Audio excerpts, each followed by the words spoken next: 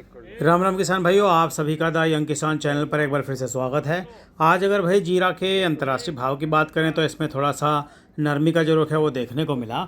और cumin seeds new crop 2026 Singapore MC 1% का जो भाव है 4060 प्रति 20 किलो, मॉइस्चर कंटेंट 8% मैक्सिमम।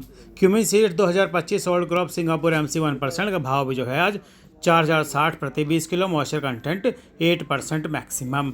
आज जो है सौंफ के भाव की बात करें तो fennel seed Singapore Halvad quality 2026 new crop का भाव मशीन क्लीन का 98 रुपये, सोर्टेक्स 1% का भाव 99 रुपये देखने को मिला। सोर्टेक्स के भाव हैं ये 1% के, मुंद्रा पोर्ट के लिए भाव हैं। रोजाना भाव की जानकारी समय समय पर रिपोर्ट के लिए हमारे व्हाट्सएप ग्रुप की सेवा से भी आप जुड़ सकते हैं। हालांकि इस सेवा के लिए आपको मामूली सा शुल्क चुकाना पड़ सकता है। जानकारी चले गए तो लाइक कीजिएगा, दूसरे किसान भाई तक शेयर जरूर कीजिएगा। जय जवान जय किसान जय हिंदुस्तान। दोस्तों नमस्ते।